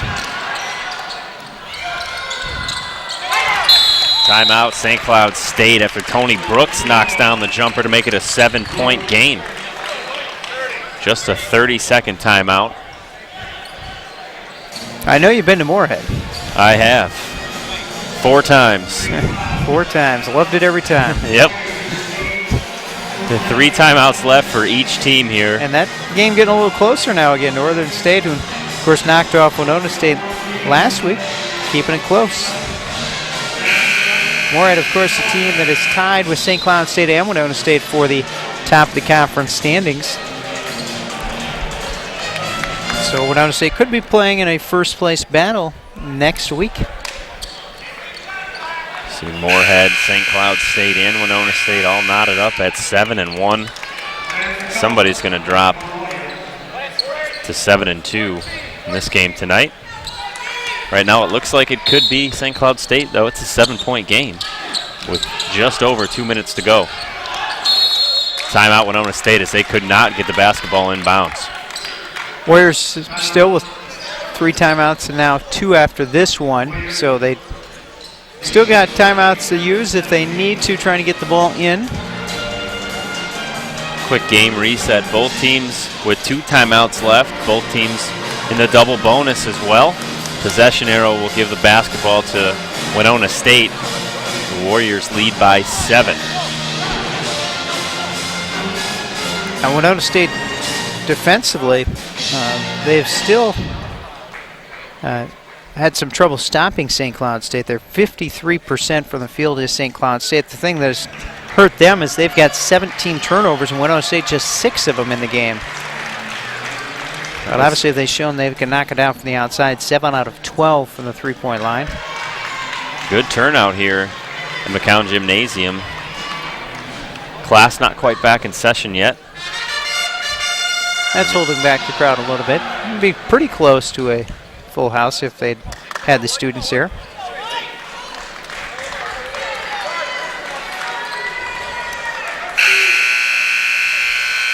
Both teams getting back out on the floor after the full timeout from Winona State. Taylor Cameron will inbound. St. Cloud State turning up the pressure defensively. That is the second horn, so we're ready to play hoops. Culver, right idea. Speeds up court before the double team could pressure him too much. Plenty of time left for St. Cloud State to just play good, solid defense and try and get a turnover or a missed shot. But their next offensive possession, if that happens, will be magnified, will be a big one. 10 to shoot. Yeah, as he heard Coach Schlegel say in the background, don't foul. They don't want to foul like they did that one time after letting the clock run down. What a huge shot by Grant Johnson. And Grant's been the catalyst offensively for the Warriors today. 22 points. Tony Brooks. Actually, that's Jensen, excuse me. Sean Jensen hits the runner. And he also got hit in the throat on the play. That looked uncomfortable. Throws up the runner when he gets a Clayton Vetty elbow right in the throat. Yeah, that can't feel good. But still converted on the play. 79-72. Buck 21 on the clock. St. Cloud State takes their second to last timeout, as that's a huge shot from Grant Johnson. A little fadeaway just inside the three-point arc. And that also means that St. Cloud's now going to have to foul. They're going to have to send one on the line. Hope the Warriors can miss some free throws. But unfortunately for the Huskies, it's a two-shot bonus situation. Warriors 28 for 37 from the free throw line. If I'm Winona State, I want to keep the ball in Grant Johnson and Xavier Humphrey's hands to see if they can't get fouled. Warriors have made 10 more free throws than St. Cloud State has attempted. And that kind of makes up for the fact that St. Cloud State is shooting 54% from the field comparatively to Winona State's 47%, along with those turnovers. You see Jensen get the elbow from Clayton Vetty right in the throat. If that's happened to you before, you know that can be a bit of a scary place to get hit. Tough to breathe after that one right away after the initial hit. We got a foul on Tony Brooks. Probably some type of hold. Grab the jersey, they say. Put Grant Johnson on the line. He is 7 of 8 in the charity stripe tonight.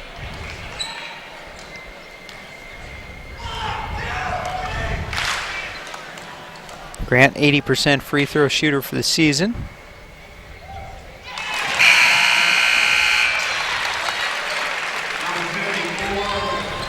Unfortunately for Winona State and the city of Winona, we're only going to see him for 2 years. A transfer in. This is his junior year.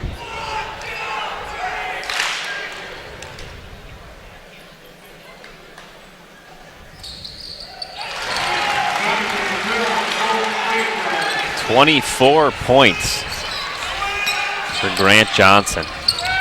Now St. Cloud has to take a look at some three-point shots. Jensen, how did he get that one to go? Extremely tough shot from Jensen. Officials blow the whistle there. Look at this tough off-balance shot high off the glass.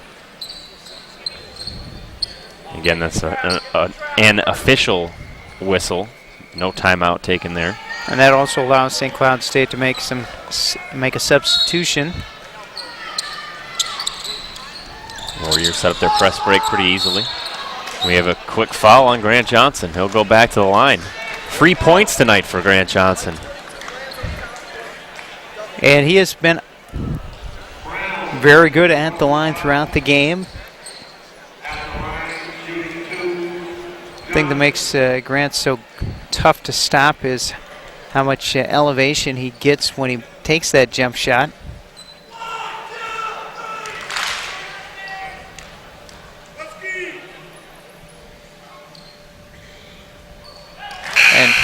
And add that to the fact that he's got just a great stroke with that jump shot and at the free throw line.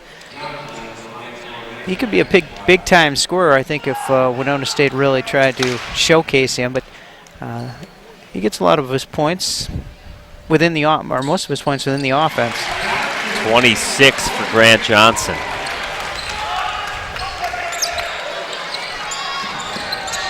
Here's Jensen. He's been aggressive here. Looking for someone to pass to. Finds Brooks. 60 seconds to go. Jensen tries another floater. Offensive foul.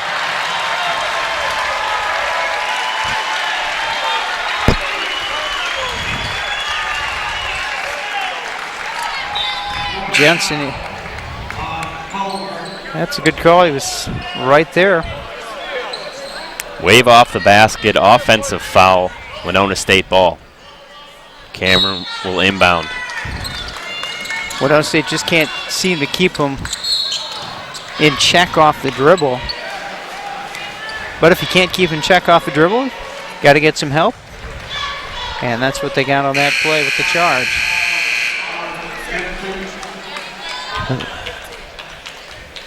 That's 5 fouls for Sean Jensen, so he is fouled out of the game.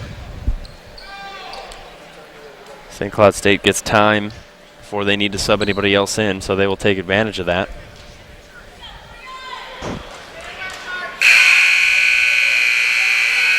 As the second horn goes off, Kevin Lewandowski, the freshman from Appleton, Wisconsin, checks in.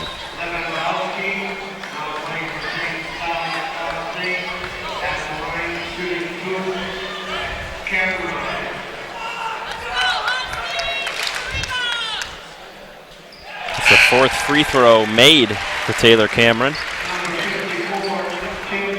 He's only missed 1. Coming into the game, it was the battle of the 2 post players, but it's been 2 of the other guys that have really put on the show. Jensen, 16 points, and then for Winona State, it of course has been Grant Johnson. And there's Johnson pulling down the rebound. He'll go back to the line again. 11 of 12 tonight from the free throw line for Grant Johnson. 7 of 10 from the field for 26 points. Bergstrasser, though, has gotten his points too. He's had 16 points, 6 of 10 from the field inside. Winona State 34 for 43 from the free throw line. That's a lot of free throws. Yeah, you aren't going to lose many games when you shoot that many free throws. Shooting at an 80% clip. Caleb Polkert getting his first action of the night. Winona State has shot 16 more free throws, or has made 16 more free throws than St. Cloud has shot today.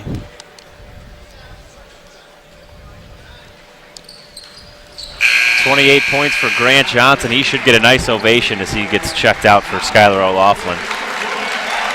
Gets the standing ovation from the crowd. Well-deserved. Career high 28 for Grant Johnson.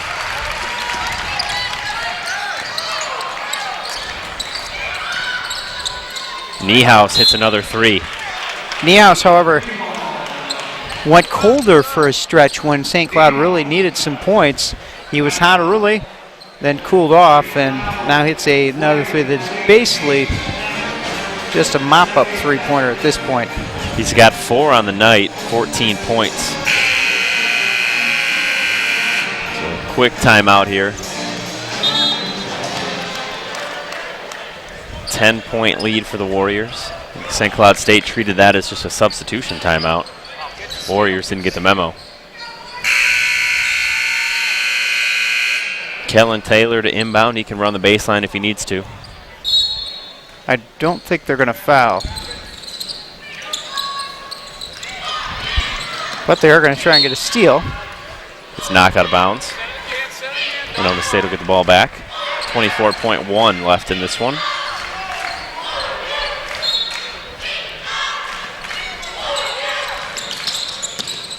Zander Culver, he can dribble it. And shows you right there. That should do it. As Culver puts on a dribbling display.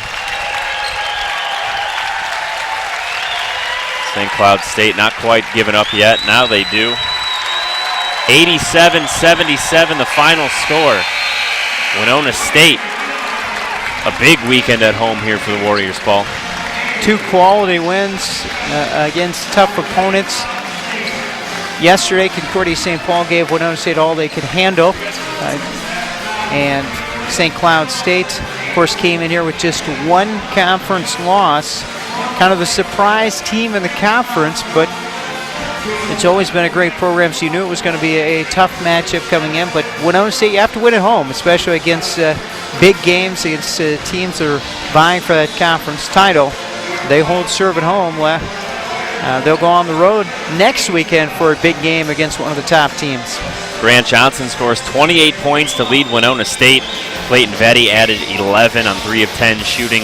10 points for Zander Culver, 9 for John Wahlberg off the bench. Warriors shoot 47% from the field, hit 3 of 9 from long range, 80% from the free throw line tonight, 36 for 45. StCloudState 55% from the field, 8 of 14 from 3 for 57%. They shoot 15 for 18 from the free throw line. That gap in free throws, Paul, just spectacular numbers. That's part of the reason, or one of the main reasons that Winona State got the win, because StCloudState actually shot better, 55% and 8 of 14 from the three-point line. Winona State just 3 of 9, but the free throws were just too much in this one. Also, 18 turnovers by St. Cloud did it in because they didn't force any, really. Now for highlights of this game, the women's game, some post-game reaction, tune in to the HBC TV 25 News live at noon tomorrow on Channel 25. For everyone here working for HBC TV 25 tonight, including Paul Van Beek, I'm Eric Lear. Thanks for joining us. Once again, Warriors win 87-77. Thanks for tuning in and enjoy the rest of the weekend.